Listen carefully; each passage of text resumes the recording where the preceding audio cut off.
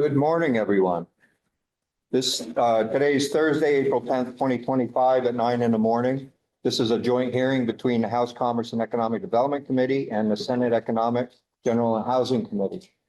Want to welcome everyone here this morning. Thank you for coming to another tourism day in the Capitol. We're happy to have you. We're glad to see such a large and robust crowd today.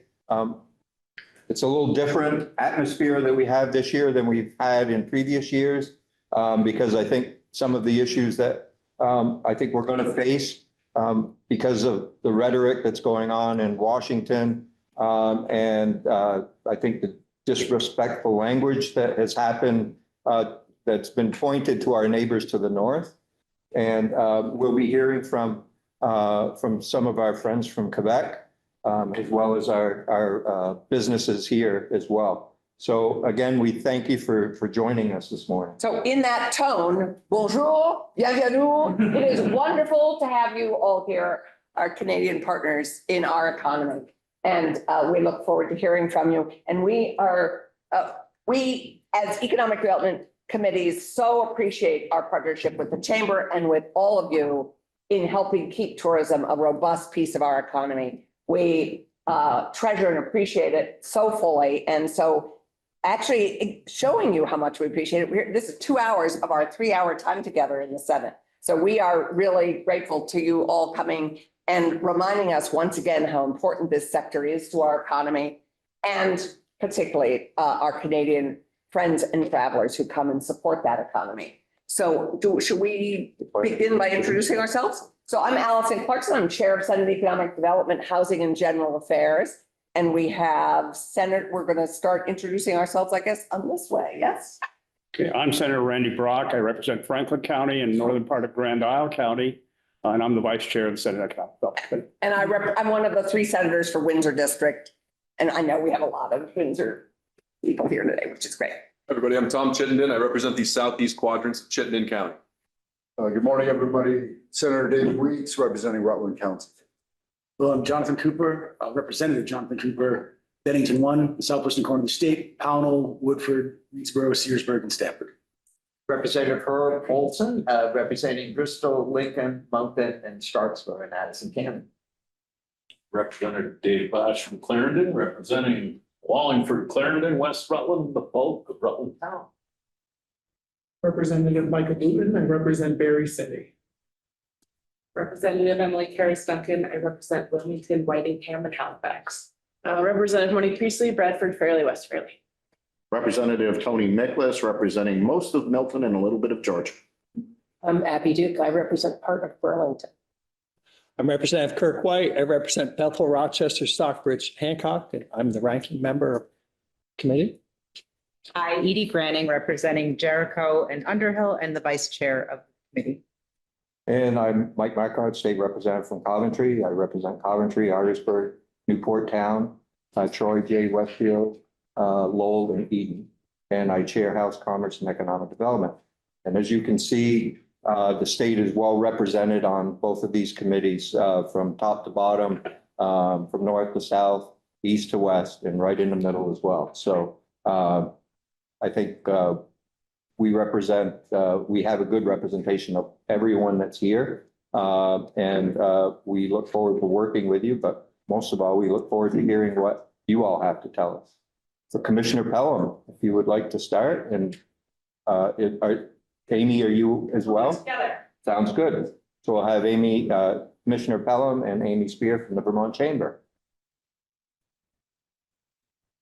I think it will be efficient so that the industry that's here today can have more time to speak to all of you. For the record, my name is Amy Spear. I'm the president of the Vermont Chamber of Commerce. I just wanted to sit for a moment and say thank you to both of the committees for your time and attention listening today and your thoughtful questions. And I also want to acknowledge and thank everyone from the tourism and hospitality industry that is in the room today. This is a representation of the fabric of our communities, the experiences that draw people in to visit. They choose Vermont as their place to live, work, and play. I also want to thank Representative Duke for being the champion of Tourism Economy Day this year. And with that, I will pass it to Commissioner Pelham. Great. Thank you, Amy. Good morning, everybody. Really thank all of the esteemed members of both committees here before us for your time and attention this morning. For the record, my name is Heather Pelham. I'm the Commissioner of the Department of Tourism and Marketing for the state of Vermont. I have had the pleasure to serve in this role for the past 5.5 years. And in this time, this industry and the partners we have today have shown just how resilient, dedicated, and passionate we all are to seeing Vermont thrive and inviting the world to be part of that experience. The last year at this time, we were reflecting on the total solar eclipse experience we were lucky enough to witness, and the 175,000 people who came to Vermont to experience it with us. But we've also been through the darkest days of the pandemic together and worked together to help our communities recover from 2 summers of devastating flooding. Today, there's a new threat we must face together amid the global trade war unfolding around us and the destabilizing rhetoric that threatens our closest friends and neighbors. You will hear more about this morning from our tourism leaders gathered here today on the economic pain and uncertainty Vermont businesses, organizations, and communities are facing. At the same time, if there was ever a moment for us to collectively lean into the brand values that we all cherish, inclusion for all, the freedom to take life at your own pace, the warmth of community, to truly live up to our motto of freedom and unity, now is that time. Travel has the unique power to bring people together, to share a meal together, to spend time in the outdoors together, time with friends and family, period. To appreciate each other as the warm, genuine human beings that we each are. And if there was ever a time to share that the Vermont that we know and love, now is that time. We have shared the numbers. Tourism is a huge economic engine for Vermont, employing over 30,000 Vermonters all over the state and bringing in $4 million in visitor spending in 2023. And that doesn't just happen on its own. We look forward to your continuing support, for listening to all those who are here today, and for being champions of our visitor economy. Now, I know that there are some other specific issues on people's minds. I'm happy to address those in terms of the fact that, number one, visitation from Canada is 5% of our annual visitation numbers. We usually see about 750,000 Canadians come, and they spend $150 million. Now, I would say that 5% dilutes the impact quite a bit in the terms of that, it's really very much focused on our northern communities where, and again, you'll hear more about this today, but visitation from Canada can be 30% or higher. So this is a very real threat. And again, I will let the advocates here tell you more about that in their own words. But it's something that we are taking very seriously. We will stay in the Canadian market. There's no doubt about that. Quebec, all of Ontario is a huge market for us. It's very important that we as the Department of Tourism stay true to our values. We have not changed. We will continue to share that with the world. And then I just also wanted to mention that, as folks are aware, we are the recipient of federal funding. We are about halfway spent down on our $10 million award that we received from EDA.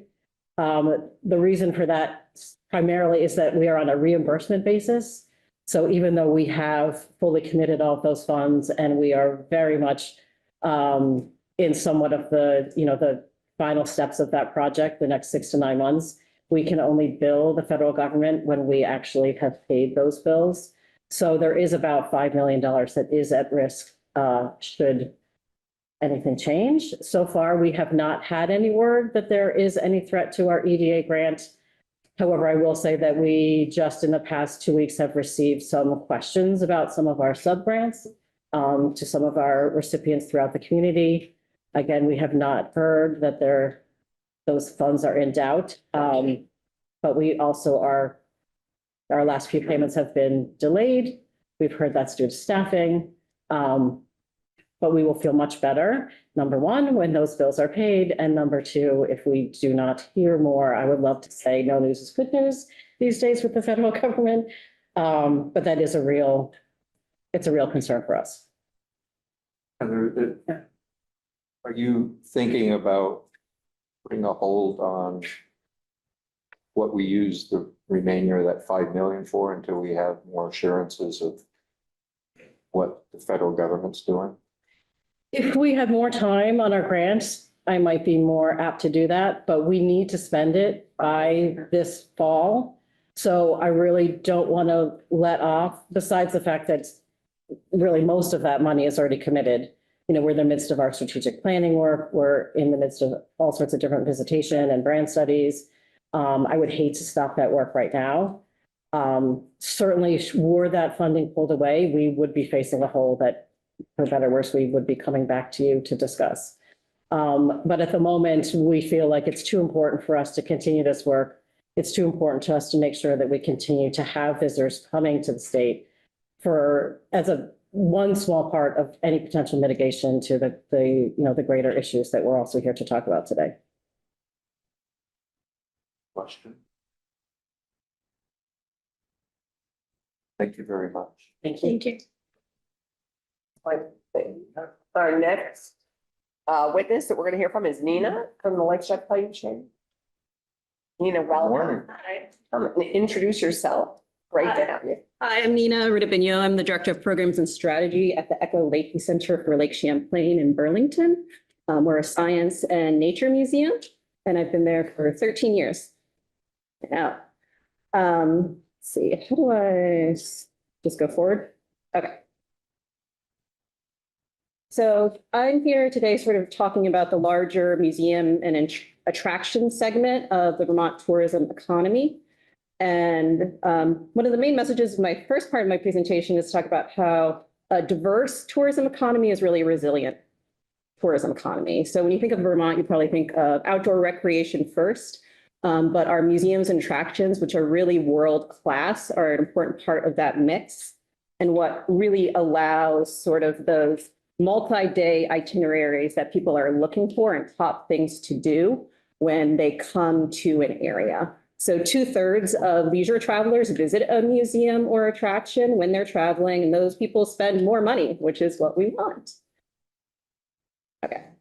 Another strength of investing in our museums and attractions here in Vermont is that we're open rain or shine, and many of us are open 365 days per year. You don't have to plan ahead to go to a museum. You can go whenever it suits you. And that's really important, especially as our climate changes. So we're seeing increased winter precipitation, which is becoming more rain and less snow. And museums and attractions often operate during these shoulder seasons. So I was recently working on the museum floor at Echo. We know this is sort of our transition season. We had 2 adult guests who were, spent about 3 or 4 hours in the museum, and they asked me, like, what else could they do? It was a Monday. And I was like, oh man, that is a tough question to answer in April on a Monday in Vermont. And so what can we? Steakhouse. Go to steakhouse.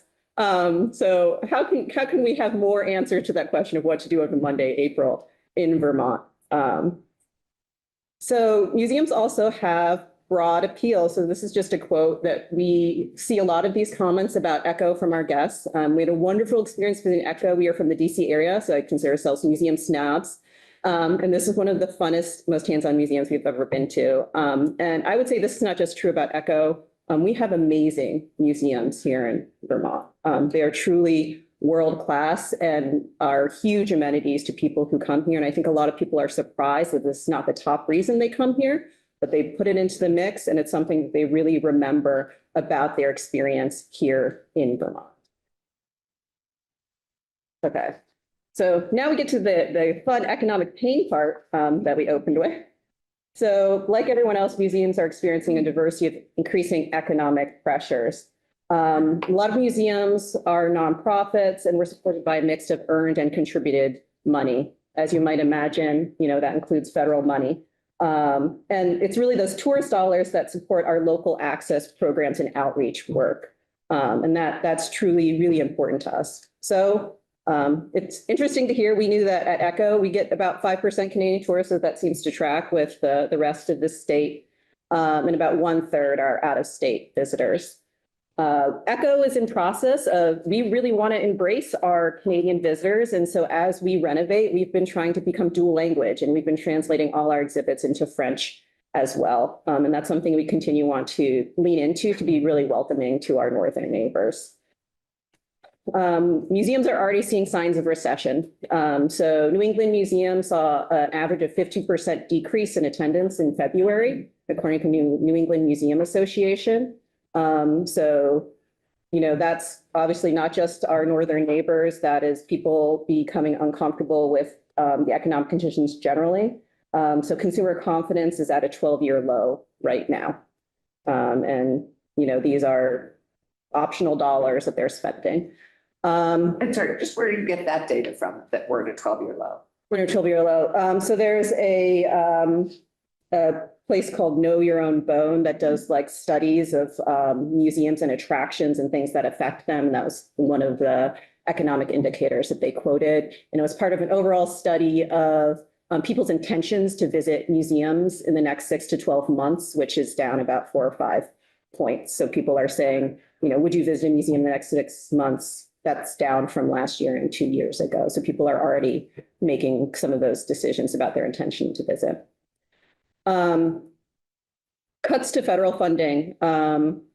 There's a lot of news, so I'm sure it's hard to track all of this, but the Institute Museum of Library Services, which supports museums and libraries, all their staff have been laid off. In the last 10 years, they contributed $3 million to Vermont museums through competitive grants. I know we have or had 2 grants. We received cancellation notice on one of them. They're very organized and haven't been reimbursed for our March expenses before those were canceled. So that's current money, but that's future money. And a lot of museums, that's the money that they use to really support a lot of the development of new exhibits that really support the attractions. And I know Vermont Historical also just lost a grant through that. And similar cuts are taking place at the National Endowment for Humanities and other places that support this kind of work.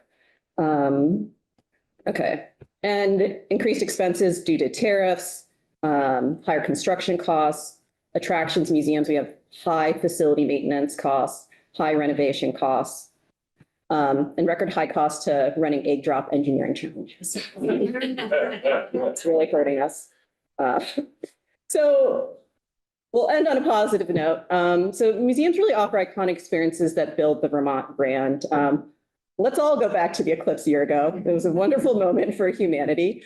So museums help populate our state event calendar, which is something that people look at when they're thinking about what are they going to do when they come to a place. Echo really leaned into the eclipse. We hosted ABC National News, which was filming on our terrace. There were thousands of people on the waterfront. You can look at that picture right there. It was a beautiful day. Everyone was so nice. I was so worried we wouldn't have enough food and that everyone was going to be hangry, but everyone was so nice. And then specifically at Echo, we really like to tell the story of Vermont in our exhibits. And I know a lot of museums here not only offer sort of fun, hands-on family experiences, but they're really building the Vermont brand too. So Echo is in the middle of a renovation of our largest gallery, our Interlake Gallery. Our 8,000-gallon tank is becoming a 15,000-gallon tank, and that's going to host our largest native species in Vermont, and that's going to open in July, and we're really excited about that. And then opening in the fall, we're really leading into the Champ story. So there was a time when Champ was more famous than the Loch Ness Monster, and we really want to take that back. And so it has high interest. I just did an interview with Scholastic Magazine because they were interested in Champ, and so they're going to have a picture of our 30-foot life-size Champ sculpture that we just put in the museum last fall, and that's going to circulate to 600,000 kids in the Scholastic Magazine. So we're really excited about that and really embracing that story as a visitor draw and really promoting Vermont and the quirky, fun things that we have here. So thank you very much. Thank you. Questions? I'm just curious, the tank isn't big enough for Champ if we ever find it. Yeah. Second is, there are so many different visions of Champ. I'm interested you landed on one. I know. Well, you actually passed legislation, or not legislation, but I don't know, a statement protecting Champ. So should someone find Champ, we cannot put them in Echo. Champ needs to stay. That's just like, Yes, visions of Champ have changed greatly. In the late 1800s, people largely described Champ as having silver scintillating scales and red eyes and was much more serpentine. So that will be part of the exhibit, is kind of investigating those, how Champ has changed over time. Yeah. Great, thank you so much.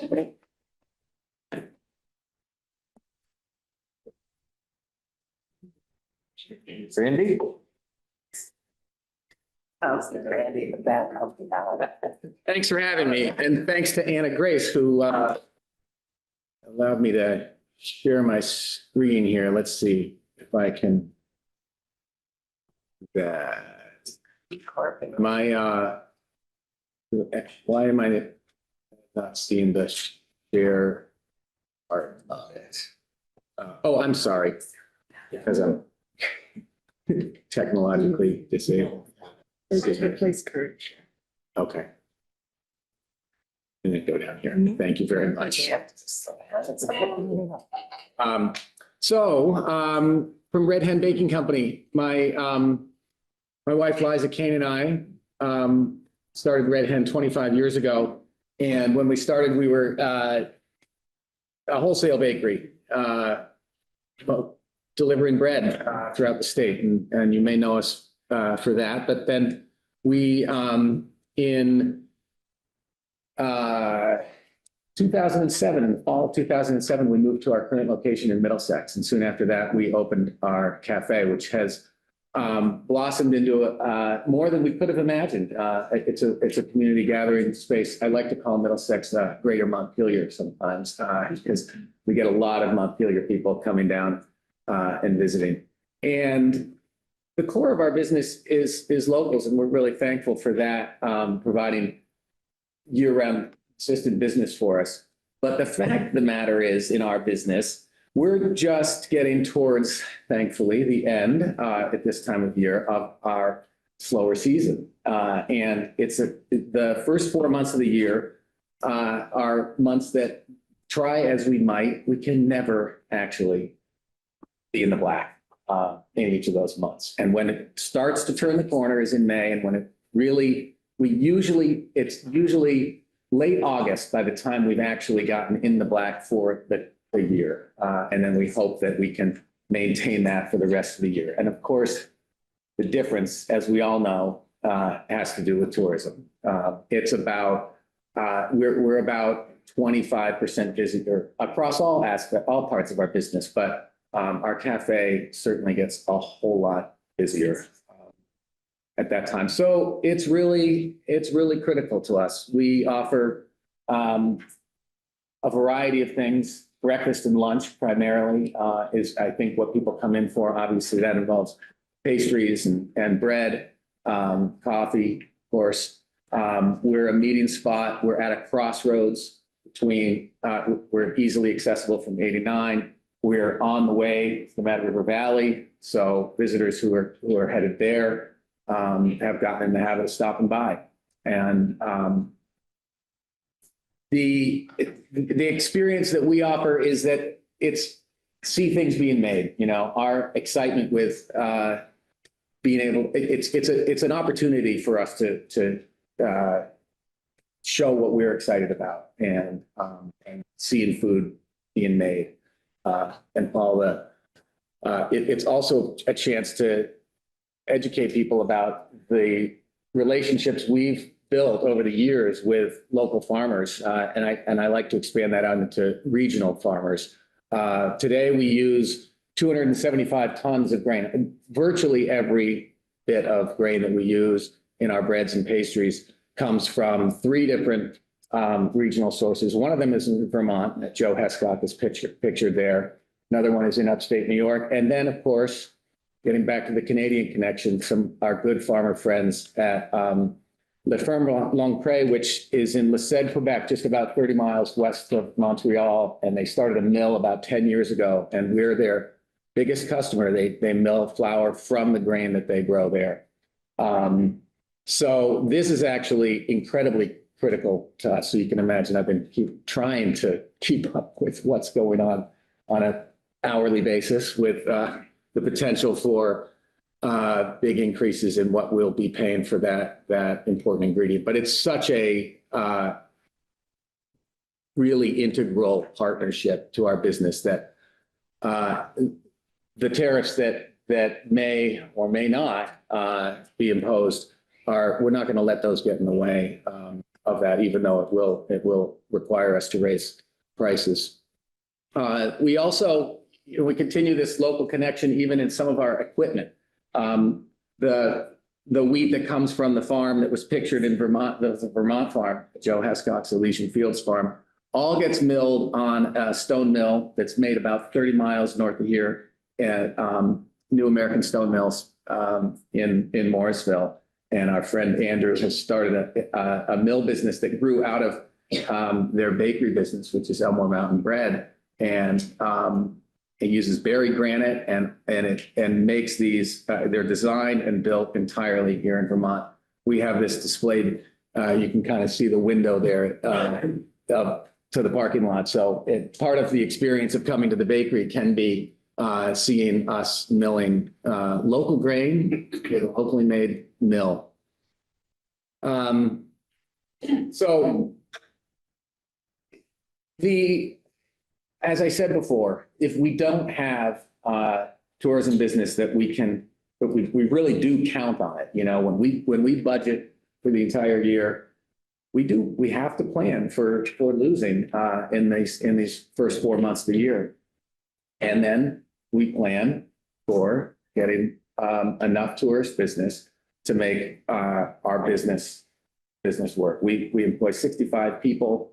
And I've explained some about what we contribute to the local agricultural economy. So it's not an exaggeration to say that if we don't have the tourist business, we don't have a business. So thank you for giving me the opportunity to share. Thank you for feeding us. Questions? Just a statement. We learned yesterday that products that originate in North America may not receive tariffs. Yeah. So ACCD can help with that for everybody here who has a business to get a certification to ensure that it does not get this. Okay, thank you. 10% is a lot. I know. Yeah, the margins are tight. We know that. Yeah.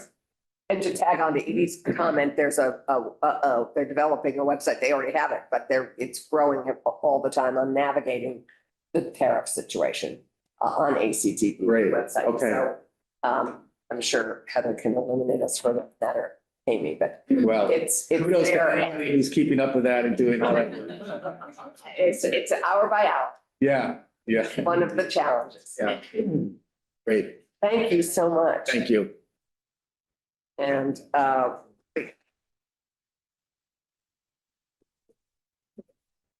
Renee, come and join us. Renee Silveth, our Quebec delegate to New England. We welcome you from Boston. Thank you for being here yesterday.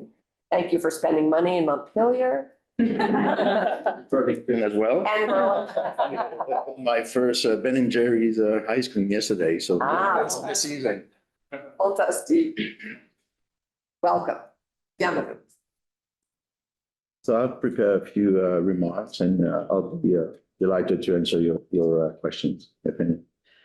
So good morning, bonjour à tous et à toutes. Chairs are Clarkson and Marcotte. Vice chairs are Brock and Granning, ranking member White, and esteemed members of the Senate and House Committees on Economic Development. For the record, my name is René Sylvester. I'm Quebec's delegate to New England. I would like to thank both the House and Senate committees for giving me the opportunity to testify today. It's a real pleasure to be with you today representing Quebec government. For more than 50 years, Quebec government office in Boston has supported economic, political, cultural, academic, and institutional relationship between New England and Quebec. Since taking on my role just a few months ago, I have quickly gained an appreciation for the strong relationship between Quebec and Vermont. And I have a few examples. For example, both regions have collaborated extensively in the agrotourism sector, ensuring that both Vermonters and Quebecers alike can enjoy world-class gourmet tourism experiences. Another area of collaboration is the arts and culture sector. The upcoming Vermont International Film Festival will showcase 22 films from Quebec, highlighting the creative synergy between our two regions. In Burlington on April 26th, there will be a reception celebrating Quebec's contribution. This event builds on more than 8 years of collaboration between the Vermont International Film Festival and the Quebec Government Office in Boston. Franco-Americans, francophiles, and francophones from Quebec and across Canada form an interconnected community. Our continued collaborations reinforce these strong cultural and historical ties. Each year, we celebrate Francophonie in Vermont, organized by Quebec delegation and its partners. This year's event took place on March 13 here at the State House. We were honored to have Ensign Pevets, Secretary of Agriculture, Food and Markets, read the proclamation signed by Governor Phil Scott. Beyond Francophonie and culture, our economies are deeply intertwined. Bilateral trades reach $2.3 billion US. And Quebec is the first trading partner of Vermont, both exports and imports. Moreover, around 40% of Vermont's international trade is with us. The tourism sector is also a great example of this interconnection. Throughout the year, many Quebecers visit Vermont and Vermonters flock to Quebec. In Vermont's borders region, Canadian tourists account for nearly 30% of all visitors to the state, with a significant portion coming from Quebec. Vermonters frequently cross the border to visit family, friends, or simply enjoy the Quebec's offering. In 2024 alone, over 135,000 vehicles from Vermont crossed the border. Compared to 2019, land border crossing for Vermont registered vehicles are up by 15%. It's a positive sign after the pandemic. Many visitors come for activities like skiing, exploring their French-Canadian heritage. Quebec offers a wealth of experience. However, since January of this year, border towns and popular US tourist destinations are seeing a decrease in visitors from Canada and Quebec. Since the beginning of this year, according to Statistics Canada, the number of Canadians returning from road trips to the US was almost 25% lower compared to the same time frame last year. A similar trend is seen in cross-border air travel. Air Canada reports that as of mid-March, bookings between Canada and the US for the 6 months leading up to September are expected to be down by at least 10% compared to 2024. Also, data provided by online travel agencies on a national scale, there is a downward trend of about 20% over the first 3 months of the year compared to the same year period in 2024. These examples should not be interpreted as an expression of resentment toward American people, but you have to understand that with the current environment, the volatility and the uncertainty around tariffs, people in Canada and Quebec are scared. Some lose their jobs. With the exchange rate, it's more expensive to come to the US. But I really believe that it's during these more difficult times that we need to double down and work together to keep fostering the best conditions to regain tourism momentum. Vermonters are more than neighbors. You are friends. You will always find a warm welcome in Quebec. Our relationship is precious, rooted in trust. Let's continue to strengthen our collaboration and ensure that both Quebecers and Vermonters continue to feel at home on either side of the border. Thank you again to the committees for your attention. Merci beaucoup.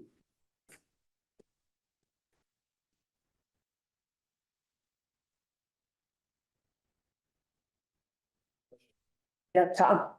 Bonjour et bienvenue. Mon ami le sénateur Laurent Boulic et ma mère canadienne-française ont insisté sur l'importance de l'utiliser mon français approximatif pour répondre à ma question.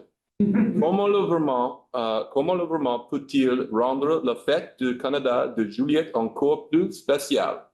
Now I'll say it in English. Hello and welcome. My friend, Senator Laurent Boulic, and my French-Canadian mother stress the importance of using my rough French with my question. How can Vermont make Canada Day this July extra special?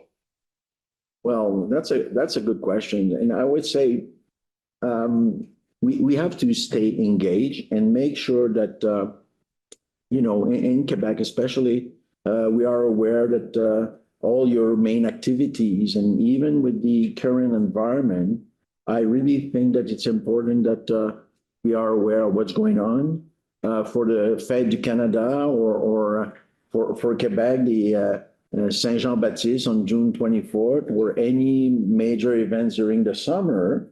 Make sure that people in Quebec are aware of these events. So festivals, sports events. Because again, and it's part of my job with my colleagues and stakeholders in Quebec, that we have to make the difference between what's going on, the current administration in Washington and people from Vermont. So I don't have a specific answer for the Canada Day, but look, it's make sure that we are aware of these events on the other side of the border. So yeah. And maybe it's a day for us to go there as well. Yeah, sure. I mean, we are working on initiatives because we think that it's important, and we're working on a trade mission to bring some of our ministers in the region to show the people to say, hey, Quebec is still open, and you'll find a warmly welcome in Quebec if you're spending some time in Quebec in the next couple of months. So yeah. But I think that's an important message that needs to be told for our people, that we're still welcome to go to Quebec. Absolutely. Yeah, we welcome each other. Yeah. So important. Yeah. Even if Louise Penny has canceled her book tour. Yeah, but you see, these are, I wanted to go to. and I'm working very hard on different initiatives. So, it's personal reason. I understand the mindset. You have to understand that, and I didn't really mention it in my remarks because I don't really have data on, but you see more nationalism in Canada and Quebec. So it's hard to tell, okay, who's really canceling their trips because that, but you have a few examples like Miss Penny canceled that. Last week, I had another great author in Boston, Danny Laferrière, who was in Boston, and we've worked hard for him to build a program around that. So yeah, it happens. And We're going to live through it, and hopefully we will thrive at the end of it, hopefully.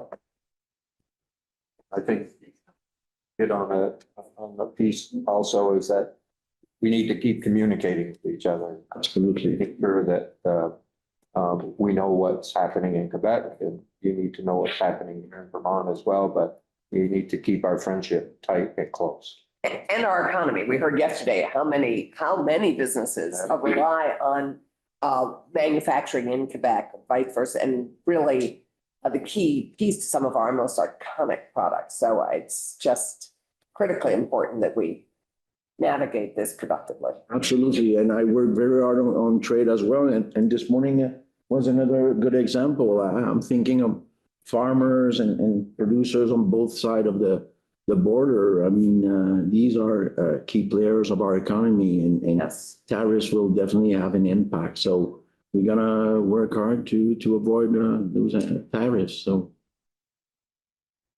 Questions? Great, thank you. Thank you. Yes. Thank you.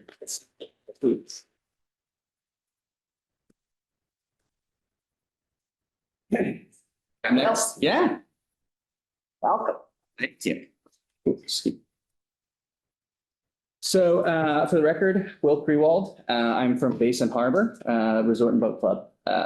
So members of the Senate and House committees, thank you for the opportunity to speak today. For those of you unfamiliar with Basin Harbor, we're a family-owned seasonal resort located in Virgins that welcomes guests from mid-May until mid-October. And we've done so since our first season in 1886. Located at the end of the road and stretching all along Lake Champlain, it's a beautiful location to relax and unwind away from it all. We see visitors mostly from within a day's driving distance, but we also welcome many guests back even after they've moved further away. Our atmosphere is relaxed, historic, and steeped in tradition. As we prepare to embark on our 139th season, we find ourselves busy with many of the same tasks that we do every year.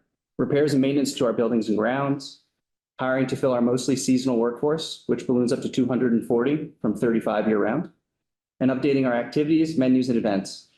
Additionally, we spend this time taking reservations for vacationers, corporate and group events, group meetings, and families looking to gather, whether for reunions, weddings, or other celebrations.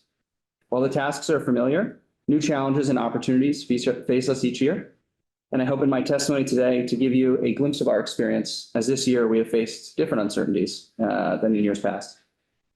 As we closed our doors in the fall, our repairs and maintenance team began the off-season with a list of capital projects that not only included updates to our accommodations, but also projects that helped us with our storm resiliency. We've been fortunate in the past couple of years to avoid major damage, but we're building our culverts larger and we're spending more on drainage and electrical backup. As many of you are likely aware, there are also considerable prices in construction materials, and there's a low availability of trades workers. We have a small skilled staff, but we find ourselves spending more time looking for contractors with availability to supplement our efforts. We have employees that travel from Addison, Chittenden, and Lamoille counties, also upstate New York, but we also attract workers more broadly. We are fortunate to have employee housing on property for almost half of our seasonal workforce, but we have struggled to find arrangements for positions not allocated on-site housing. We've had to remove some candidates from consideration because of these housing challenges, and we've also had to take some units out of our rental inventory and repurpose them for staff housing. Additionally, we've also had to rely more on international workers, though we have used them since 1990 to help fill our workforce, as we've struggled to find enough US workers. Hopefully, knock on wood, they will continue to help us fill our ranks, but this winter has caused much concern about whether or not they'll be able to arrive. Our reservations and sales teams have been hard at work, but it feels as though the progress we make is hard fought and sometimes lost overnight. We've had a decline in our group business. The feedback we receive is around economic uncertainty. It's early to understand the impacts at this point because we open in May, right? There's plenty of time for guests to adjust their attendance. But we've heard from some that they are worried about meeting their numbers for their events. The leisure side of things, it seems that folks are still intending on traveling to Basin Harbor, but are feeling pressures of increased costs across their lives. This is especially so for our Canadian visitors that are not only challenged by unfavorable exchange rate, but also by some unwelcoming rhetoric. Again, it's early for us to understand the impacts as it can come from shorter stays, reduced spending during their stay, or cancellations that are a little bit closer to their actual stay date. We are not sitting idly by, but we're rather working diligently through increased marketing to try and maintain our level of business. Still, despite these challenges, we press on to open this May and hopefully provide our guests with an environment of rest and relaxation. We have been a haven from the rigors of daily life in the past and endeavor to be one today. The harbor from which we are named attracts folks to swim, boat, water ski, and more. And we are very thankful to the work done by the legislature, the governor, and our congressional delegation in pursuing clean water in Lake Champlain, because without it, we may cease to exist. Members of the Senate and House committees, I'll close my remarks today with a simple ask and a short anecdote. Past summer was my first in this role, and one thing I set out to learn was what attracted people to Basin Harbor and what brought them back each year. The answer for many is a collection of happy memories and the desire to share them with their next generation, whether it's diving into the lake, an annual family photo on our lodge lawn, or enrolling their kids in the same program they attended when they were young. They look forward to coming back to Basin Harbor. Our ask: please continue to consider us and our industry as you work this session. In doing so, it allows us to focus on helping our guests continue to come back to Vermont and Basin Harbor for many years. Specifically, as I've highlighted earlier, we appreciate your continued attention on housing, availability of skilled workers, and keeping Vermont an attractive destination for our guests. We believe these efforts benefit all Vermonters and that all boats rise in the harbor together. Yeah.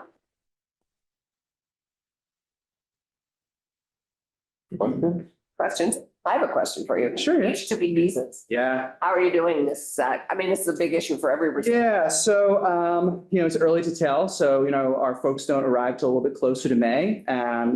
We've gone out for H-2Bs. We use H-2Bs and J-1s.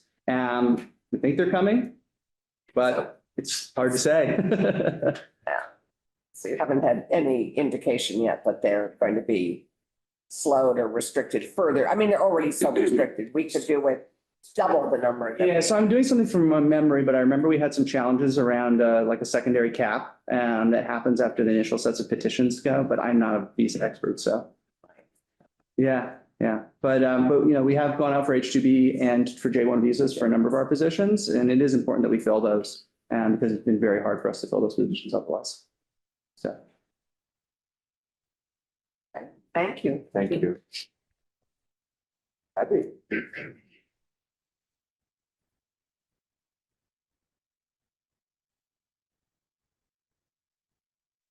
Morning. Good morning. Thank you to the Senate Economic and House Commerce Committees for this opportunity to share.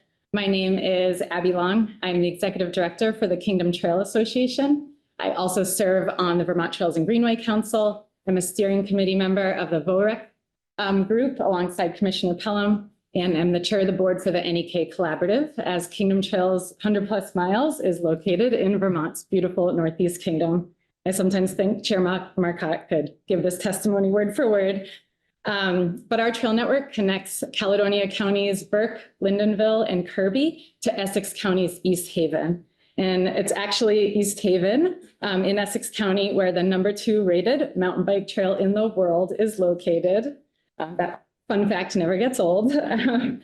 And it's just one of the many highlights contributing to Vermont's $2.1 billion outdoor recreation economy, which is nearly 5% of the state's GDP. So KT truly is a world-class trail network, yet we are deeply intertwined with our local community.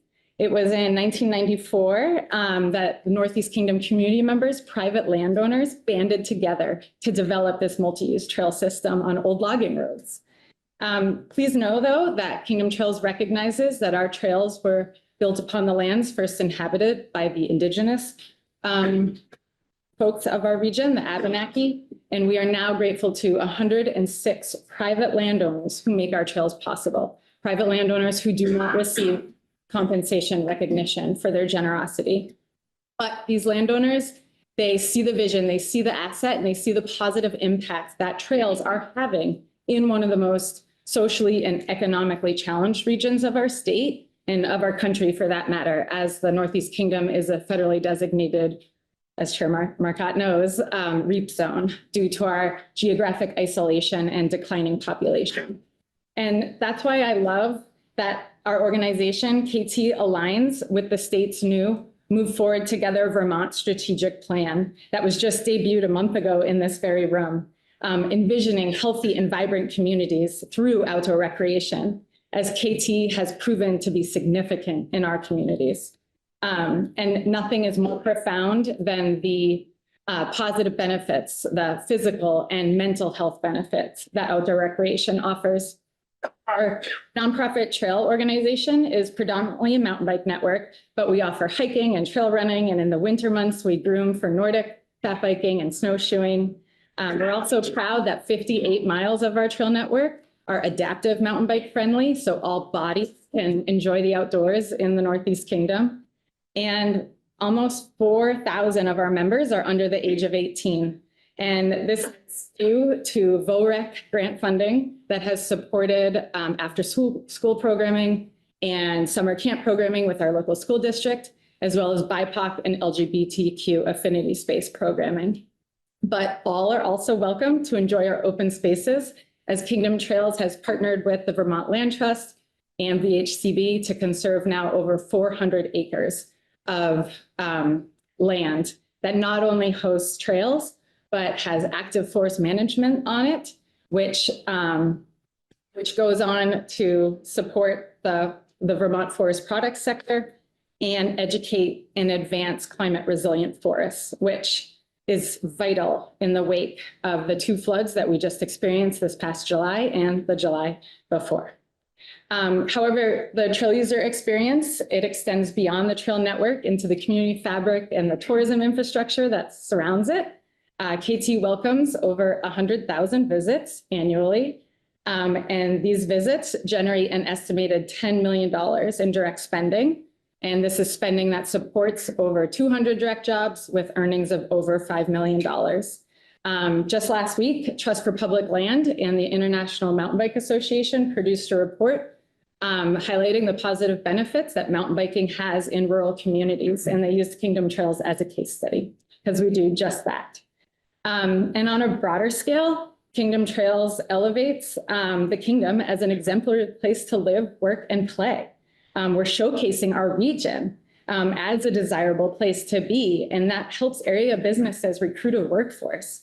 The CEO of NVRH, our local hospital, he's been quoted many times as saying that KT not only supports his ER visits, but also helps him attract skilled doctors and nurses and admin because they want to make the kingdom their home because of our trails. Because the end game is really, yes, we want people visiting over and over and over again, but we want them to fall in love and then move to the kingdom and be active community members. So Kingdom Trails is really proud to be that link to our neighbors. 75% of our trail users are coming from out of state, and 30% of those we are welcoming from Canada. And actually pre-pandemic, it was 38% were coming from Canada. And KT's truly honored to serve as that cross-cultural connection to promote that relationship between 2 nations. All of our communications and our signage for years now have been in both French and English because we recognize that Canadians are truly part of our trail community. And that's why it's been really heartbreaking these past 2 months to hear consistently from our Canadian trail users through emails and phone calls daily that they express that they love Kingdom Trails, but that they will not be visiting until our political environment has shifted. They've even gone so far as to invite Vermont to be the 11th province. And with our friends in Canada choosing not to visit, KT is really bracing ourselves for a decline in our membership revenues. And these are revenues that are needed for our operations to appropriately manage and steward our trails that are on private land. And this decline, of course, will play into and impact the economic impacts that our surrounding businesses depend on to keep their doors open. So with encouragement from Steve Wright at JP, who you'll hear from in a bit, we chose to write an open letter to our Canadian trail users, letting them know that we cherish our relationship with them and that they will always be welcome at Kingdom Trails. And my hope is that the state of Vermont can help amplify that message. And really, for our community and our state to thrive, we need the support of everyone in our region, no matter what side of the border. Thank you.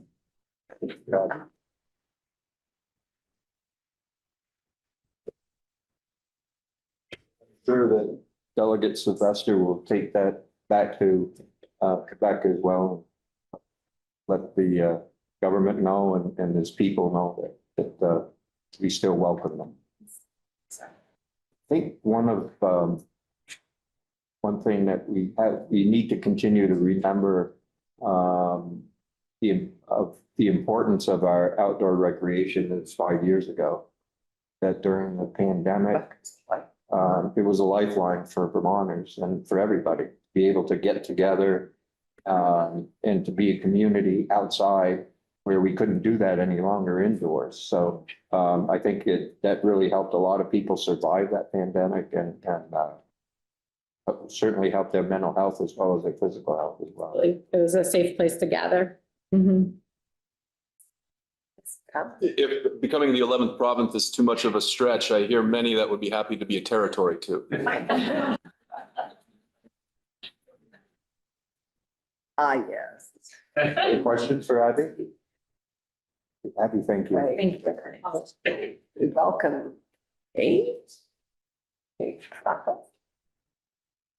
Morning. Hi, morning. Thank you for coming all the way from Brattleboro. Wow. Northeast Cape, Brad.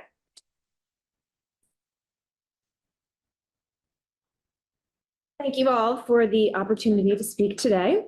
My name is Kate Traskis, and I'm the Executive Director of the Downtown Brattleboro Alliance, our designated downtown organization for Brattleboro. And I'm here to emphasize the profound role that arts, culture, and the creative economy play in Vermont's vitality, particularly in Brattleboro, the arts and culture capital of Vermont. We are a distinctive community where creativity is not only welcomed, but woven into everyday life, creating an outsized cultural footprint. I like to say we punch above our weight. Our downtown is alive with galleries, performance spaces, public art, and a maker culture. Visitors wander from museums to artisan shops, take scenic drives along the Connecticut River, and discover public art that is as much a part of the landscape as our covered bridges and mountains. Vermont's creative sector, which includes businesses, nonprofits, and individual artists, is a powerful driver in our state's economy. In 2023 alone, arts and culture represented more than $1.2 billion in economic activity. Brattleboro's downtown is a living example of what this looks like. It's not only a destination for visitors, it's a proving ground for the future of Vermont's creative sector. Take Brattleboro Museum and Art Center, located in a historic train station at the heart of downtown. BMAC is not only a space for contemporary art exhibits, it's a community anchor.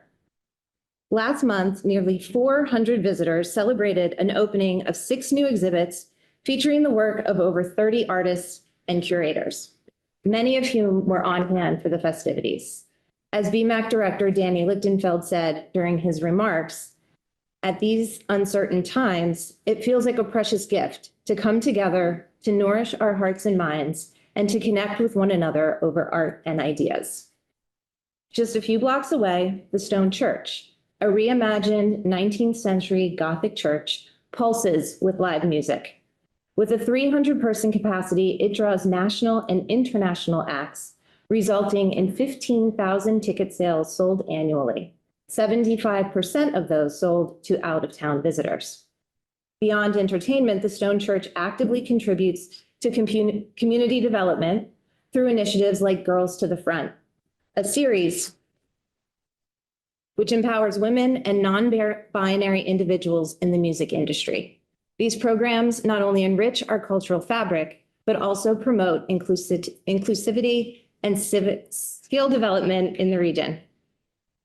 The New England Center for Circus Arts, or NECA, another Brattleboro gem, draws performers and students from around the world. The pro-track training programs often stop in Brattleboro before continuing on to Montreal Cirque du Soleil. These flexible folks bring fresh, innovative energy into the town while attracting audiences who stay, dine, and shop locally. Hatch Space is a community-powered woodworking and maker space designed to teach traditional skills in a modern world. At Hatch Space, seasoned woodworkers mentor beginners. Teenagers learn to build with their hands. Artists craft, build installations, and small business owners create prototypes and products. It's a place where creativity becomes entrepreneurship and where tools become the language of possibility. It's building the next generation of makers, and soon tourists will be able to partake as well. We also have long-standing events like the 3-day Brattleboro Literary Festival, started in 2002, which has welcomed over 900 authors and thousands of readers from across the country. Our beloved First Friday Gallery Walks have an over 30-year tradition, which combines art, music, food, craft, and community as a joyful spectacle. These celebrations not only entertain, they educate, they nurture civic pride, stimulate the local economy, and spotlight Vermont's unique creativity. Data from 2022 tells us what we already feel on the ground. Nearly 25% of cultural event attendees are non-local visitors, and 80% say that the event was their primary reason for visiting. Once here, they spend an average of $52 per person beyond ticket costs, boosting local restaurants, shops, and lodging. In Brattleboro, our data from 2023 shows nearly 100,000 visitors booking a collective of 2,000 nights and an estimated spending potential of $35 million. But beyond dollars and data, what makes Brattleboro's creative economy so powerful is its deep connection to identity and quality of life. Art is not just something we attend, it's something we live. We see it daily expressed in our public art, which makes the town both a canvas and a gallery. Two standouts are the High Street mural and our Pliny Park mosaics. They both feature vibrant, nature-inspired designs, and they were community built. These projects were made possible through the crowdsourced fundraising and Vermont Better Places grant program. They reflect who we are. Visitors stop, photograph, and share them far and wide. Brattleboro is living proof that a small town can have a big impact when it invests in creativity. Our cultural sector connects generations, drives tourism, educates youth, builds community, and fosters a sense of place.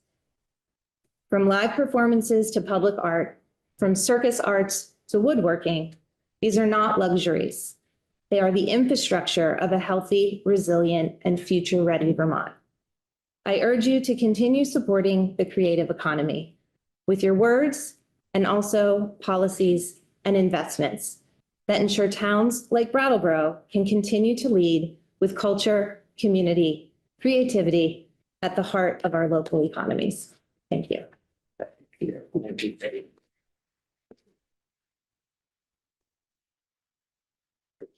I think there might be a few pictures that I sent in, just go through them quickly. The group shot is actually several of the downtown directors from across the state came to visit Brattleboro recently. This is the Stone Church. This is a scene at our First Friday gallery walks. We set out a community table. We're missing heifers. I mean, sadly. Yeah. That was a big one. Again, a gallery and shot of downtown. Right. Yes, John. Okay, how are you? Hi, good, how are you? I was a little curious about something we've heard from other testimonies about we're here and what are other things we do while we're here? What are, something brought us to this destination and now there's other things. I'm just curious, is that something that the downtown station, like how do you sort of ensure that as if there's one event, there are then other sort of spokes around the hub of whatever it is that drew someone to Brattleboro? Yeah, I love that you use the analogy of hub and spoke because I think that, our downtowns are the heartbeats and they are the center of that hub and spoke. Actually, we are, as a downtown collective, we are working on a community, a marketing initiative to create itineraries that the state can use. So they start in the heart of the downtown and then are anywhere from 36 to 48 to 72 hours. So connecting from town out into the rest of the region. So farther into, not just within Windham County, but something that goes. Right. So come to Brattleboro and then head out Route 30 out to 100, do a loop around, recognizing that I think we're stronger when we work together. Putney has Next Stage. We can add in these communities and not feel like we have to be so siloed. But increasingly, to that point, Heather knows better than all of us, tourism I just was noticing with Smithsonian Magazine the other day when they were promoting a 48-hour tour to Buffalo, New York, where I was born and raised, which has some of the greatest architecture in the world. in its downtown. And it was doing a 24-hour option and a 48-hour option and a 72-hour option for travel. And so we do very well to market within people's timeframes as they are contemplating how much time they're going to commit and devote to a region. So I think all this is just critically important. I just want to say, as a representative from the county in front of the kind of outer rural edges of the county, Brattleboro is such a lifeline to us. And it is so wonderful to be able to literally have world-class art and culture. And I really appreciated you talking about art and culture as infrastructure. I often think that our sector is the R&D, like research and development that often goes a lot further. And so I really appreciate all the work that you do and definitely punch it. Wait. Thank you. Thank you. Here, any questions? And underscoring the creative economy. Thank you very much. Sorry. Vicky?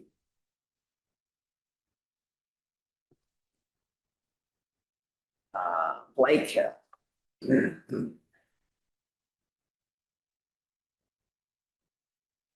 Good morning, all, and many thanks to everybody for the opportunity to speak to the committee this morning. I'm Vicky Allard, and together with my husband, Joe Hanglin, we are owners and founders of Blake Hill Preserves, a specialty preserve manufacturing business based in Windsor, Vermont. We started our business from scratch in 2010, and we're now sold in over 3,000 stores nationwide. And I'd love to give you a little insight of our business and how tourism is actually really important even for a food manufacturing business. Blake Hill is named after an old farming property in Grafton, Vermont. That was our first home when we moved to Vermont in 2004. The abundance of wild fruits growing on our property rekindled my love for preserve making from childhood days in England. And I ended up making lots of jars of blackberry, apple jam and more. A friend came up to visit for a weekend and took a jar of our local jam down to the local village store without asking us and came back with his Sunday morning newspaper and our first order of jam. So it's a true business that's been started by accident, but has really flourished just with a passion for making great quality food and with just an incredible team who we're lucky to work with every day. To begin with, we balanced jam making with our old office jobs, our small Vermont kitchen becoming a very jammy home-based operation. Our entry hall was our marmalade warehouse, our living room, our chutney warehouse, and every free moment, so we're prepping ingredients, jam making, attending our local farmers markets, and so much more. To keep up with demand, we decided to dedicate ourselves to Blake Hill full-time, built our first commercial kitchen in Grafton, and it quickly became an all-consuming lifestyle, providing the opportunity to work with our incredible team every day, get a great upper body workout, making what's now thousands of pounds of jam every day, prepping lots of delicious ingredients, and just establishing some phenomenal relationships with other quintessential Vermont businesses, some of whom are with us today here, Cabot Cheese and Woodstock Inn. We're now based at Artisans Park in Windsor, Vermont, which is a phenomenal place to have a business. It very much focuses on providing the opportunity to build some great manufacturing facilities for the different businesses there, all of which focus on food and drink, and also to provide a great visitor experience, because we're very much, all of us are sort of building that interactive experience at our various manufacturing facilities with our different retail spaces that are incorporated. Artisans Parks provide us the opportunity to establish a manufacturing facility that meets the growing demands and particular needs of a manufacturing business such as ours. Importantly, to provide a quality workplace environment for our team and to build out this great retail presence in our specialty preserve shops, where visitors can come and enjoy an immersive jam making experience. We offer customers the opportunity of free sampling of our now over 60 sweet, savory, and spicy jams, condiments, pickles, and more. Some incredible tasting experience as we pair cheese and jam making together for our customers to try. And we've also established a cooking with jam section where we offer new jammy baked goods where we can highlight the incredible talents of local bakers who are incorporating our jam into their products. Some of our favorite treats there are a lemon frosted blueberry thyme cookie and a deliciously fudgy Seville orange marmalade chocolate brownie. We now have over 50 team members at Blake Hill, covering sales and marketing, production, fulfillment, and warehouse management. In addition to developing our broad range of sweet, savory, and spicy treats, we have a very diverse customer base, from in-person visitors to our jam shop, our website, wholesale customers, distributors, and fellow manufacturers of other specialty food products and services who love to incorporate our jam as a flavor profile in their cookies, ice cream, cheese boards, and more. We're honoured for Blake Hill to be offered on the shelf and on the plate at many of our customers' wonderful stores, restaurants, and inns around the state, and are available in over 3,000 stores across the country. Tourism remains an incredibly important part of our customer base, especially at the heart of our business, our specialty preserve shop. Being based in a rural community, the addition of tourists to our area has a hugely positive impact on the economics of our business, especially in the summer and fall, where tourists, whether from out of state or overseas, may account for up to 80% of our jam shop's business. And our Canadian visitors are particularly important to us. This business is particularly important to us as it also provides the opportunity to sell direct to customer, instead of at the different pricing scales that one sells to wholesale or distributor customers who have their own margins that they need to support their businesses. Also, our shop visitors then help support our website sales when they return home and want to stock up more jam after their visit to our jam shop. So really those tourist dollars, they really are incredibly important to us because they just multiply in their value to our business. We also hope we positively contribute to Vermont's tourism industry by offering an immersive Vermont specialty food experience in a quality space, providing an engaging time speaking with our jam ambassadors in our shop, sampling Vermont-made treats, and also exploring other locally made products, whether for larger brands or also other smaller emerging Vermont brands that customers might not ever otherwise discover unless they visit a local grocery store.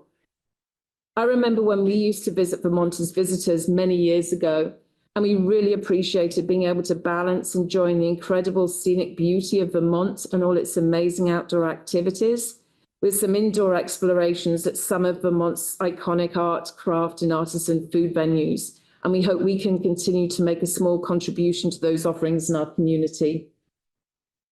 As regards looking for this year ahead, as we move into a hopefully drier, brighter spring, we hope that visitor traffic will continue to increase, although it's going to be interesting to see whether our Canadian friends make as many trips across the border into Vermont as they used to, given the current political and economic environment. We hope that the closer relationship that Vermont has with our Canadian neighbours helps keep our state as a friendly, enjoyable place to visit, even on a weekend or a day trip across the border. And we're certainly very pleased to keep the committee updated with our business's own experience in this regards, but also super interested in anything we can do to help maintain the relationship with our Canadian friends across the border, if there's any recommendations or events that are being planned. Many thanks for your time in learning a little bit about our jam making adventures at Blake Hill, and also for your passionate support of tourism in the States. Thank you so much.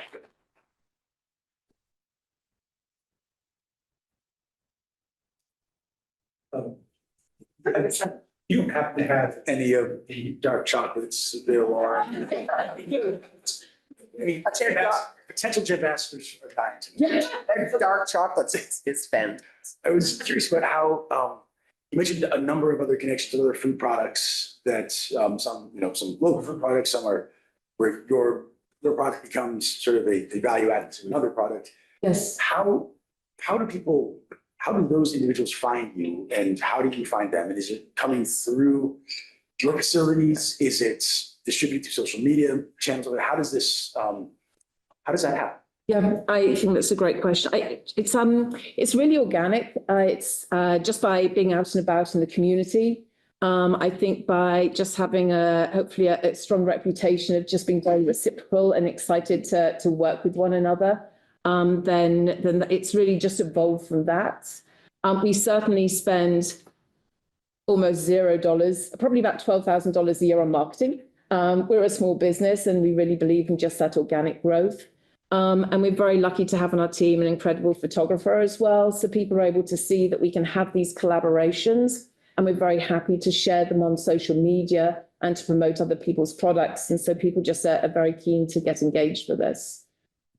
I guess as a follow-up, something that came to mind as you were describing people coming to the shop to visit, do you have the sense that you then have relationships with property owners in the area, or maybe have short-term rentals that can provide some product placement, or is that something that's within the amount of time that you have, given that you're busy with so many other things? Yeah. I think it's definitely something that we can continue to explore more. Certainly, we're honoured to have our jams on the plate at some of the local establishments where they're serving, say, our jalapeno lime jam for breakfast with some poached eggs, which has been great. And we do a lot of work with the Woodstock Inn.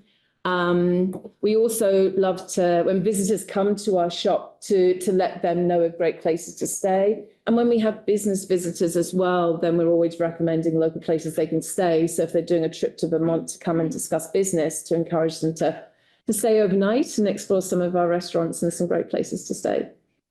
To answer your first question, Randy's right here. Just think of the beautiful, delicious things that could be done here.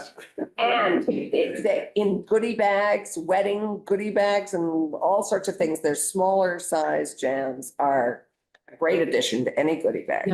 Yeah. Just saying. No, thank you. And that really is the passion of our business. And we believe we're a business very much of people, and it's about relationships. And I think that it's just that passion for great food and working with one another just makes it a super enjoyable place to work. And I think all of our team enjoy just that personal side of it as well. We do also have some of our jam ambassadors here today, and we're going to be serving some naked chocolate spreads later on at 4:00. Don't eat. Yeah. A technical, I guess, question. I'm curious to know about your ingredient costs and supply chain. Have you had any trouble there with the tariffs or just around it, and now that they're gone? Right. I think on the ingredient side, most of our ingredients are sort of from the US. So we're hoping that that's going to be limited, although some of our fresh produce, that like in our marmalades, and one has to go overseas when you're out of the sort of the citrus season in the US. The biggest impact we're expected to see is more on the like the containers, the glass jars and lids. And they were some of the biggest challenges also in COVID. I mean, literally just yesterday, we got a call from one of our suppliers for glass jars, and they increased the prices on us twice. They're already going to be twice what they used to be. So we're holding our breath, and we're looking to see if things settle down a little. But I think very much the container side, which is an incredibly important, because we can make the most incredible jams, but if we haven't got something to pour them into, then we're really stuck. So it's going to be interesting. And there's not a lot of US, a lot of the glass jars are actually purchased from overseas, so it's not just us. Where do you source those? They're either Europe or Asia. So, yep, both. Purchasing through Canada. So there's suppliers just across the border, but most of the glass jars that they offer are being manufactured in Asia or Europe. Yes, that's a good question. Thanks. I have small business questions that I'm going to hold off on and catch you in the sampling area later. But on the tourism side and Tourism Day, what made you decide as a small business owner to change your business model to add the tourism aspect to it? How did that go? Yeah, again, I think it was more sort of an organic thing. So we were looking for a larger facility, and the Artisans Park particularly appealed to us because you can build a manufacturing space, but you have that engagement with customers. And we used to love doing that at the farmers market. So we were very keen to establish a specialty preserve shop so people could come in and experience everything we make, and we can have that sort of personal contact with people coming to visit. And we've been blown away about how much tourism does play an important piece, that we super value our local customers because people who make Lake Hill a part of their everyday and love coming to the shop to see everything new we have is really important to us. But it's been amazing how important tourism can be on that side. And it's been growing year on year. It was obviously a bit of a challenge during COVID, but we do hope that the upward trajectory can continue. Thank you so much. Thank you. I love shopping. Oh, thank you. And, and there are a lot of small Vermont towns that would love to have a vibrant downtown, but frankly, they're between a mountain and a river. And so they don't have large places and ways to expand. And one of the things I find interesting about where you are is that you're in this, you've sort of joined this community of other businesses that are all kind of unique and quirky, plus there's an art thing there. Yes. And so could you speak a little bit about, I mean, that experience, because it seems like a synergy that is also useful for smaller towns that are trying to, that they can't, there's no room in the downtown. So how do they bring that prosperity and that business into there? Yeah. I think, I mean, for us, there's definitely two benefits for that. As we were looking to expand from our base in Grafton, it was very important for us to feel if we were going to establish a larger facility, then for it not to be placed, because there were some great buildings in Grafton as well, but they would be literally right next door to somebody's where they live.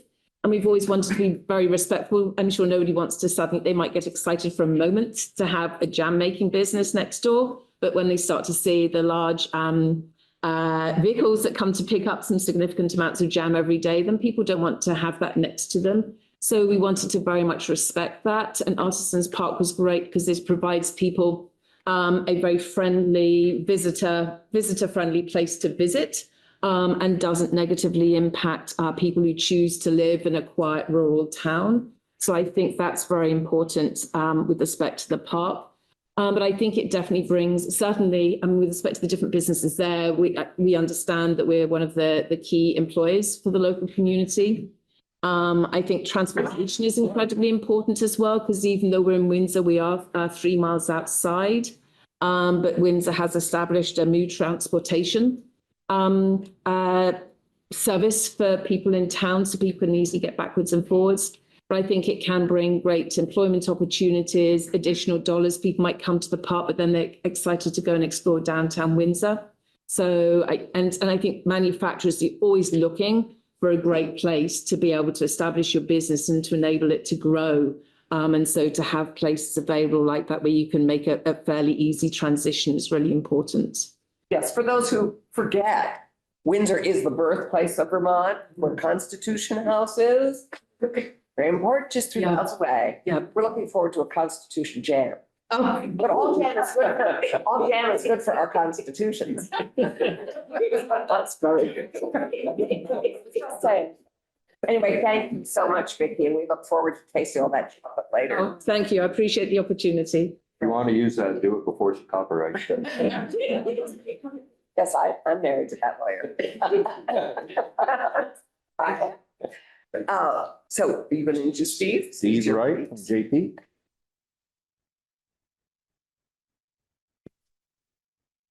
Paul, the cheese jam lady. Thank you for that. Morning. Morning. I appreciate the opportunity to talk to the committees today. Thanks to my friend, Chair Marcotte, Chair Clarkson, and like I said, the scheduler for today neglected to mention that I would follow the jam and cheese lady. She sweetened it up. You've got a lot of puns today. Thank you. It's what the State House does. I had some visuals, but they were all snowbanks, and they don't really show up particularly well against the white background there. We had a very good winter at JP. We'll talk about that in a little bit. I'm actually my name is Steve Wright. I'm the president and general manager at JP, and I'm also the chair of the North Country Hospital in Newport, the chair of the Vermont Ski Areas Association. I'm on the Travel and Rec Council with Commissioner Pelham. And usually when I come to testify, I'm told that I can mention JP less than 3 times in any of my comments because I have to keep things at a more macro level. So I'm excited to talk about the business that signs my paychecks a little bit today. As you may have heard, we have had our fair share of extraordinary challenges at JPEAK over the past decade with global pandemics, receiverships, scandals, closed borders, fluctuating currencies, and the present federal administration's apparently conscious reprisal of our Canadian audience. But we have been able to navigate our way through it by offering great service, fair pricing, at par pricing for our Canadian guests for the last 3 decades, and an open mind toward the skiers and riders and golfers and water parkers who travel to visit us.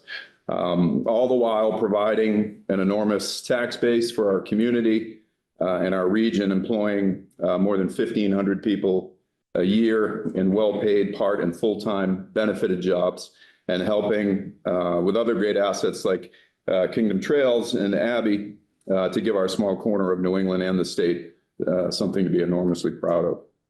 We were purchased out of receivership roughly 3 seasons ago and have set top and bottom line revenue records in several of the last seasons, including this one, with 2.5 weeks left in our fiscal year, which is 428.5 hours left in our fiscal year for those of us actually counting down the hours, like myself. Will be the most financially successful season in our history and 3rd all time with respect to natural snowfall, which as of the foot of snow that we got Tuesday into Wednesday of this week puts us at about 455 inches. In short, I can say all this because I have been there when times were less so. Things are going very well. And when they do very well, the ripples felt outward throughout our community, through our staff that lives within that community, and helps buoy the region through the lens of tax receipts, nearly 1,500 jobs, like I said, and the ability to grow compensation for each of them.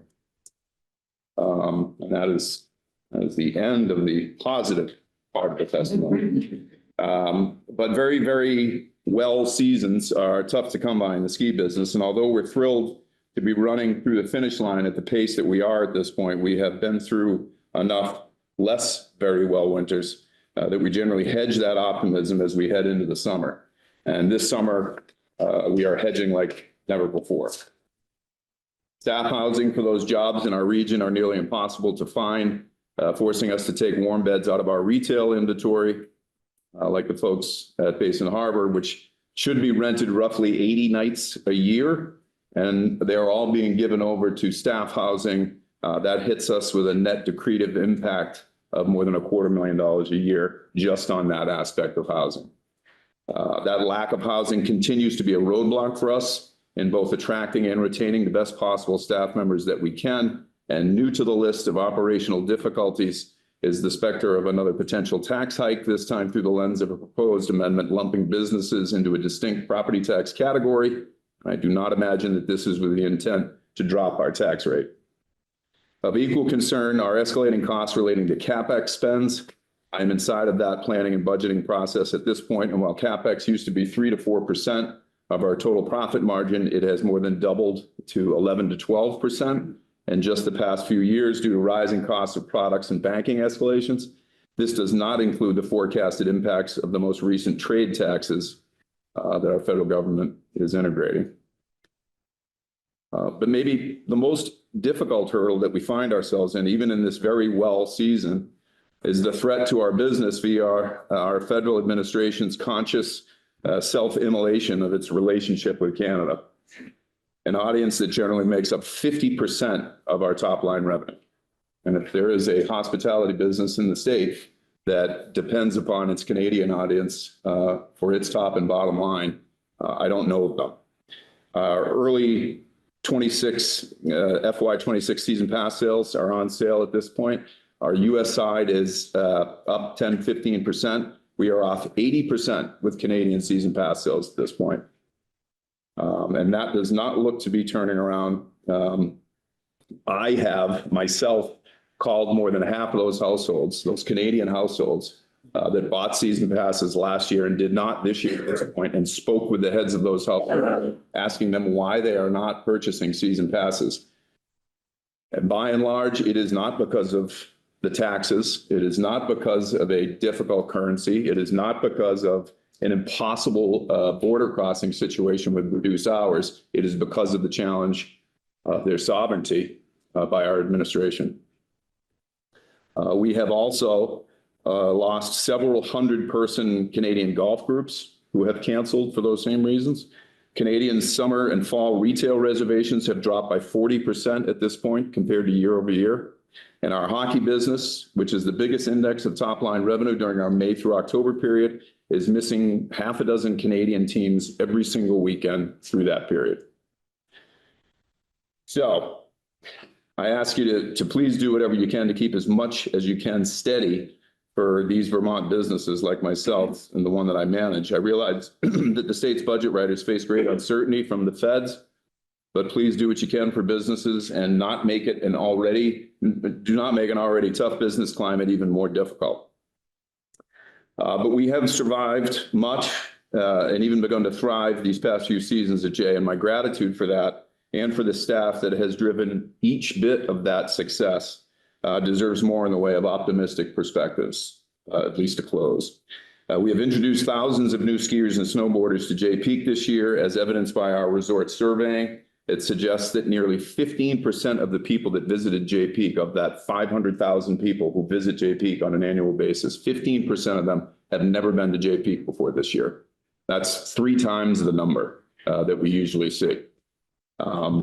This is a result, obviously, of some of the most snow in the country for sure, but it's also, I think, running the place in an honest and transparent way, putting the staff first, the guests close to first in our decision-making, and aligning ourselves to the strong Vermont brand that we need to keep supporting via additional marketing funds directed to our friends at VDTM. I was asked to put a personal anecdote in here, so I had to close with that. But I was on Saturdays, I work the pizza ovens at Jay Peak because I like pizza, but also because I can take my name tag off and nobody knows who I am when I'm at the pizza oven. And a woman came to the counter and engaged her pizza guy in a conversation where she mentioned that she was one of the first timers to Jay Peak. She said that she had been motivated to come this season because of how much snow we had been getting, and because she had never been here before, and also because, in quotes, her kids wouldn't shut the hell up about the water park. Just perfect for me.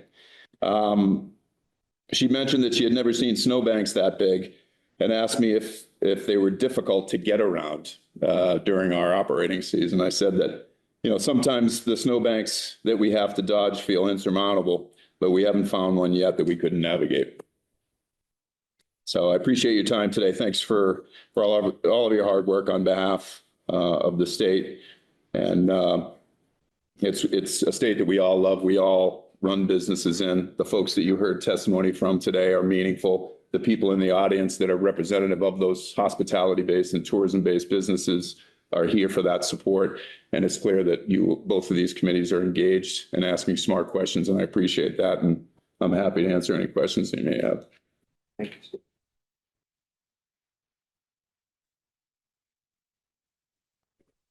Thomas.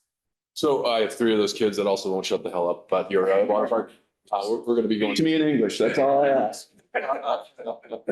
What I heard you say is that it wasn't the tariffs, it wasn't the border crossings. It was that at the national level, we have insulted our neighbors to the north, and that they don't want to come down here. My question to you is, how can Vermont, the state of Vermont, rectify that in any way, just distancing ourselves from those stances that we do see Canada, and we hope to be seen as one of the most Canadian states, all right, with Vermont, right? So are there things that we could do as a state that would in any way show our affinity, our affection towards our friends to the north? Well, I think it's days like, I think it's a good question. I think it's days like this where we all have this conversation in sort of an open manner where we can put those issues on the table.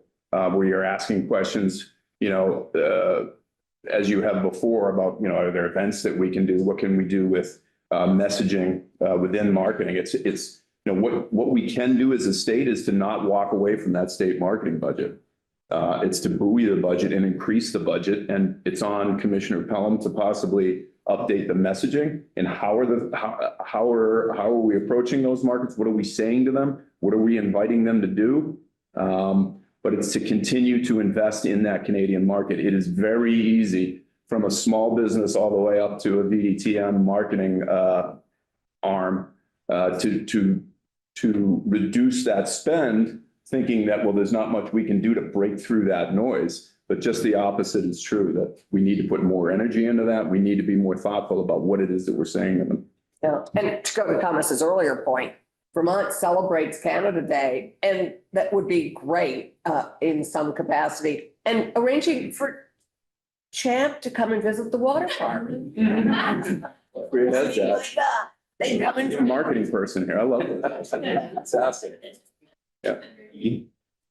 So thank you. I wanted to react a little bit to one of the comments that you made and dispel a myth that I think is going around, that is there is any interest in increasing property taxes on businesses through this education bill. I need to be very, very clear that we have a homestead rate right now in Vermont and a non-homestead rate, which means that homes are taxed in one bucket and everything else is taxed in a separate bucket, which means second homes, empty lots, apartment blocks, businesses, all different kinds of businesses, right? And it is a goal for us to keep our business tax rates low, which is why we don't tax, why we have. So if we can separate out that non-homestead rate and separate out the businesses that are bringing in taxes in so many ways through employing people and selling goods and all of, I mean, you all could tell me more than I can. Just wrote a check. Yeah. Right. Then we can keep those rates low if we can separate them out. So please, Fantastic. please understand that every single desire for us to understand what all is in that non-homestead rate and be able to really categorize those differently is not about taxing businesses higher. It is actually about keeping those tax rates low. I appreciate those thoughts. Well, and I really appreciate bringing that up and being able to make that public. Thank you very much for that. I appreciate it. By that a bit. Yeah, honestly, Steve and I really appreciate, admire the time you're putting into contacting families one at a time, because that's what so much travel and tourism is about, relationships that we build. And I wanted to ask a little bit, do you get the sense that you'll be invited to call back with some of those conversations that you've had? How are you feeling in terms of persistence and the size of that snowbank, I guess you should say? Yeah, multiple snowbanks for sure. I think part of the reason that JP has this relationship with the Canadian market is not only our kind of proximity to the market, right? We're right on the North Troy port, but we have offered at par pricing on non-margin products for 3 decades. So if we have a $100 lift ticket, a Canadian skier or snowboarder can come down with $100 in Canadian currency and pay for that lift ticket, essentially anywhere from a 25 to a 40% discount based on where the conversion rate is fluctuated to. So that over the years was sort of the foundation of building that relationship with them. We strengthened it during the pandemic, where as soon as that border closed, we just refunded everything. There were no questions asked. We refunded their season passes that they purchased, any vacations that were on the books, we gave the money back. So they give us the benefit of the doubt by and large. 2 of our biggest weeks of the season are our Ontario Break Week and Quebec Break Week, which are the second and third weeks in March, first and second weeks in March. Accounts for about $8 million worth of top line for the business. We had 0 cancellations, nothing. And it was really at the infancy of this federal administration messaging madness that's going on at this point. So I was of the assumption that, well, that strong relationship is going to insulate all of the business here if we didn't lose any. Since then, it has been a completely different story. I think that this thing will probably have a longer tail than any of us consider at this point. I think for a business like JP to bring it back, that has that relationship with the market, I think we will bounce back. I don't think it's going to be quick. Thank you very much. Thank you. Thanks.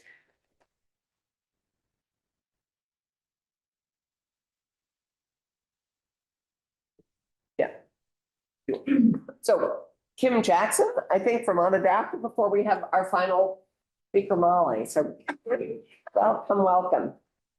Thank you.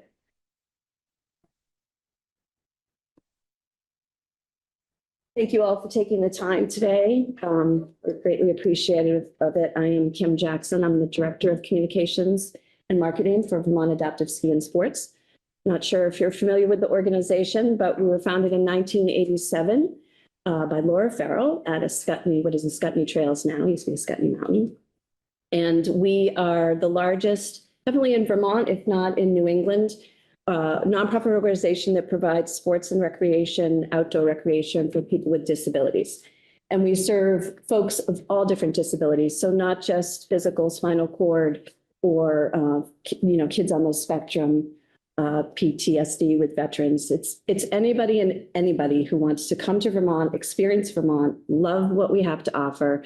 Obviously, we're steeped in outdoor recreation. And that's our connection to the travel and tourism industry. We do about, in 2024, we had 5,300 outings that we provided across the state. We have multiple locations from north to south, and we're year round. And about half of those folks are traveling from out of state. They are coming to the ski resort, our ski resort partners in the winter, and then they're coming to the Burlington waterfront in the summer. To do what everybody loves to do, and that's, enjoy traveling. Traveling's a human thing. It's a connection to people. It's going into someone's community and meeting them where they are and learning and teaching. So it's definitely an integral part of what we do at Vermont Adaptive, and ensuring that anybody can travel to Vermont, and making sure that things are accessible to do that. So in the winter, we do skiing and snowboarding, as you may suspect, and have all sorts of different types of equipment to accommodate anybody who wants to come play with us. Same in the summer, we do kayaking, canoeing, mountain biking, hiking, sailing on the Lake Champlain, lots of school groups. We all know that it's also, travel is a mental and a physical piece of well-being, right? We've been talking a lot about numbers and the challenges that we're facing, but I think we have to remember that travel is fun, and it is a huge economic driver for the state. So trying to integrate some of those positive pieces of what travel means to people is very important going forward. Just a couple of other numbers. For us, we know that there's about 13 million potential visitors who identify with a disability that live within a 5-hour drive of Vermont. So that's a huge opportunity to tap into, to people to come and visit with us. One example, and my colleague Jeff behind here tells it way better because it's his story, but we had a couple of fellows who came up from Washington, D.C. They'd seen that we offered adaptive mountain biking, and they wanted to come and see what it was all about. So Jeff and a crew went out deep into the trails down in the Killington area. And apparently the two guys had a moment, and Shannon turned to Jeff and said, "I have not been deep in the woods like this since my injury." So the experience that we can provide through travel and recreation it's impactful. It's huge for many, many people. The other part of what we do is we never turn anyone away for their ability to pay for our programs. Last year, we did almost $220,000 worth of scholarships for the program. So knowing that people can come to our state and there is support, especially for somebody living with a disability who may have, many, many more medical expenses and financial needs. And then just a couple of projects that we're doing collectively with partners here in the state. We are working with VORAC and the Vermont Trails and Greenways Association, Vermont Mountain Bike Association, Upper Valley Trails, to do trail assessments, both mountain biking, waterways, and pedestrian, to assess all of these trails in the state. Landowners who have trails who want to share that with people who are coming to the state, figuring out how do we make these trails more accessible, going in, doing the assessments, giving a complete project back to the folks that requested the assessment, and then making those trails accommodate a really, really wide mountain bike. Or maybe it's somebody who's a wheelchair user and they need a very flat grade. It could be a boat ramp that just needs to be tweaked a little bit. But those are the things that we're really working on collectively with a bunch of different people, organizations in the state, as well as doing with CRO planning. We're doing an economic impact study that's specific to adaptive sports and recreation and travel here in Vermont. So we've got a lot on the agenda.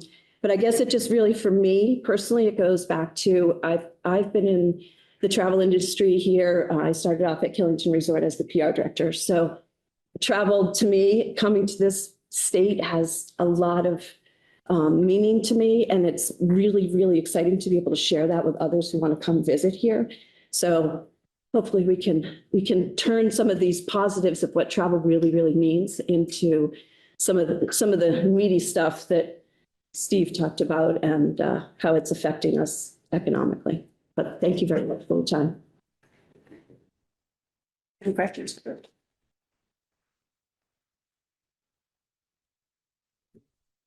Yeah, thanks very much for your presentation, and I can attest to how really useful your group is to the folks who come over to ski with you and their parents. It's tremendous. My wife volunteered over at Sugarbush for many, many years and wrote me into it many a times.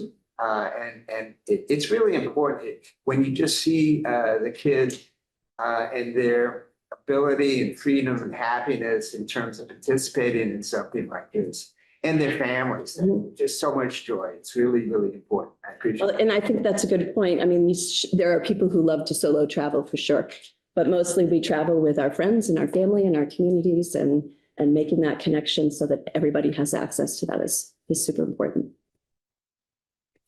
I mean, you do life-saving work. I don't think it can be undersold, the work that you do, and really appreciate that. I'm curious if the ski academies, the Vermont ski academies, if you work with them at all. We do. We sometimes partner. They'll come in, they'll have their racers come in and actually volunteer with our kids. It's tough because a lot of the academies, they're on this crazy racing schedule, right? So trying to get them to have that window of time to come and actually volunteer with us. But we do a lot with at Sugarbush and down in Killington.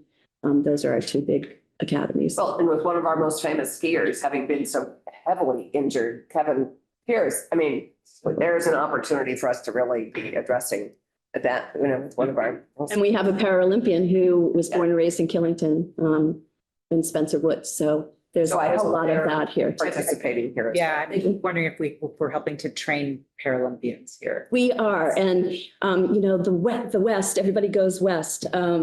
So we like to think of ourselves as one of those feeder type programs where it goes back to every athlete that comes to us, participant, is very individualized. What do you want to do? What are your goals? Some want to just learn to ski and have fun. Others do have those goals where they really want to go. There's a good example of a woman who was a ski patroller at Gore Mountain, had an accident, came back to skiing, and she just won the national, I can't get the term exactly right.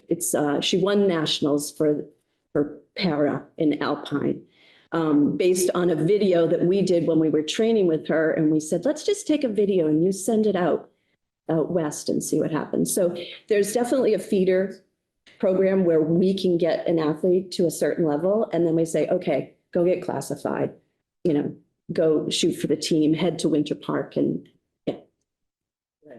Thank you so much. Yeah, thank you very much for your time.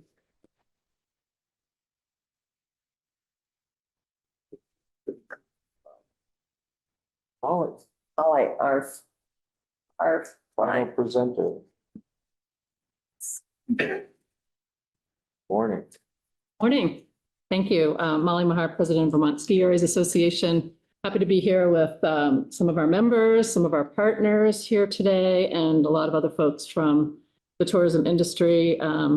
We've certainly heard some wonderful testimony, adding color and depth to the tourism, the breadth of the tourism tapestry that we have here in the state. It touches many businesses. This is one of my favorite days in the State House to hear the details of businesses and their employees working so hard to create these experiences for our visitors and for our Vermont residents as well. I'd like to thank the witnesses for being here today, taking their time to prepare and to travel here to Montpelier to share their stories and perspectives and their challenges.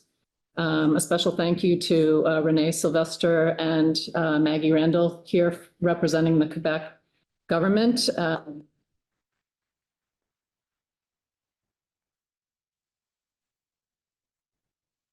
We appreciate their representation and their perspective during such a difficult and challenging time for Canadians and for Vermonters alike. And through yesterday morning's testimony on tariffs, and then of course this morning's, we're seeing how this increased expenses and decreased Canadian visitation stand to really negatively impact our state and our many businesses. And speaking with Renee earlier, talking about just maintaining the strength of our long-held relationships is very important and more important now than ever.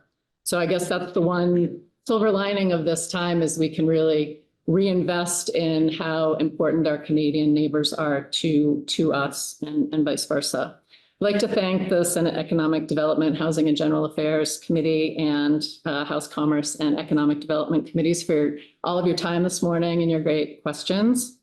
And I just wanted to sketch out the rest of the day for folks that are here from the industry. We have a press conference that'll be starting at 11:30 in the Cedar Creek room. That's upstairs next to the House chamber. We'll have lunch after that and hope you'll have an opportunity to talk with some of your legislators. At 1 o'clock, the House will be on the floor and we'll hear a joint resolution designating today as Tourism Economy Day. And then later this afternoon, a fan favorite, the Vermont Specialty Foods Group Association is hosting their popular tasting reception. And I was in the cloakroom this morning and heard somebody saying, oh, we've got Tourism Day and Vermont Specialty Foods. So it is a favorite for many. And I hope that legislators will invite your colleagues to join us in the cafeteria from 4 to 6 this afternoon. So hope to see you at one or all of these events later today. And thank you very much. Thank you.